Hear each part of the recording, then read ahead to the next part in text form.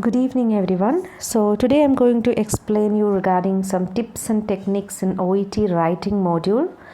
And these tips you can follow in your OET writing, which will help you to attain very good score in your OET writing. Okay, so we'll move on to the first tip.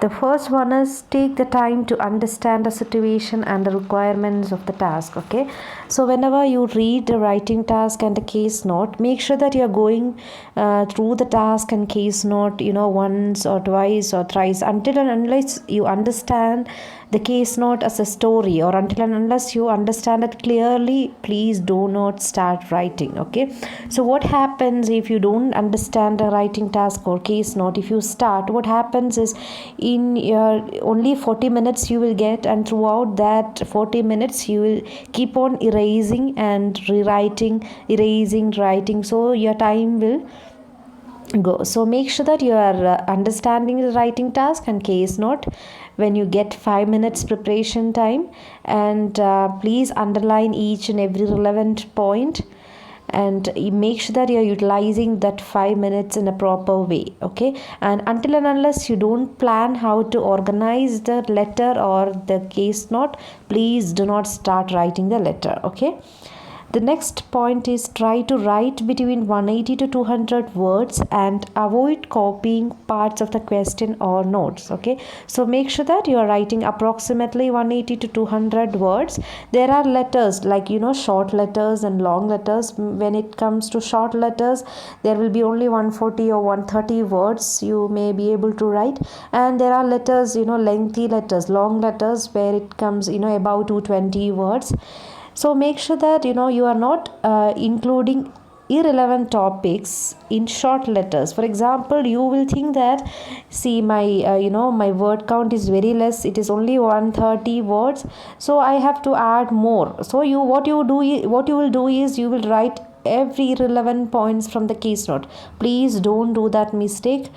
It is just approximately 180 to 200 words, so it is not like you have to compulsorily write 180 to 200 words. Okay, and the next point is write in a formal style and avoid using slang language or abbreviations. Okay, so this is a formal letter. Make sure that you are writing your letter in a formal style. For example, you may use different kind of words or sentences which is not formal in your day-to-day life, right? So make sure that you are writing your letter in a formal style. Like, for example, you cannot just say kindly do, right? Kindly do this, you cannot say it, right? So make sure that you are using formal words like kindly provide. Okay, so that is one of the example. And avoid abbreviations. Abbreviations are nothing but short forms. Make sure that you are not using short forms in your letter. For example, if you are supposed to write CT scan, make sure that you are writing computer tomography scan. Or if you have to write USG scan, make sure that you are writing ultrasonography. Okay, so make sure that you are avoiding abbreviations and using slang language. Okay, and the fourth point is remember why you are writing and who you are writing it for. So as I have already informed, before starting to write the letter, make sure that you are clear about the purpose of the letter and the reader. Okay, and the next point is include important information that the reader needs to know and leave out information that is not important or not relevant. This point also I have already mentioned. Make sure that you are including all the important information based on the reader. Okay, so whomever you write, okay, you cannot write something which is not relevant to you. For example, if you are writing a letter to physiotherapist, and if you keep on explaining about the medication investigation and all, and if you are not adding regarding the activities what the patient do, or what the mobilization and current mobilization pattern, or whatever it is, whatever related to physiotherapist, that letter will be invalid. Okay, so make sure that you are adding all the important information in your letter. Next point is write as neatly as possible. The examiner must be able to clearly read your writing. Okay, so make sure that you are writing your letter very neatly, and your presentation is very important. However, you don't have marks for handwriting and presentation, but you do have marks in your alignment and layout. Okay, Okay, the next point is try to use complex sentences where it is appropriate. If your sentence is too long or complicated, break it down into more simple sentences. So, if you use complex sentences, if you know how to form complex sentences, go for it. If you do not know it, don't try to do it. Okay, you can break it down into simple sentences. And the next point is organize the information clearly. Use paragraphs where appropriate. Remember, each idea should have its own paragraph. Okay, so each and every paragraph whatever you write should have its own idea. For example, when it comes to present illness, if you try to write present illness, write only present illness in that paragraph. Do not mix present illness and past medical, social and all that. Do not mix. Make sure that you're organizing properly. If you are writing present illness, write only presenting illness in one paragraph. And if you're writing medical and social history, write only medical and social history in that particular paragraph. Okay, the next point is check your writing for spelling mistakes, punctuation and grammar errors. Okay, so here you can always use 5 minutes for proofreading. After writing, make sure that you are finding you're keeping 5 minutes separately for your proofreading.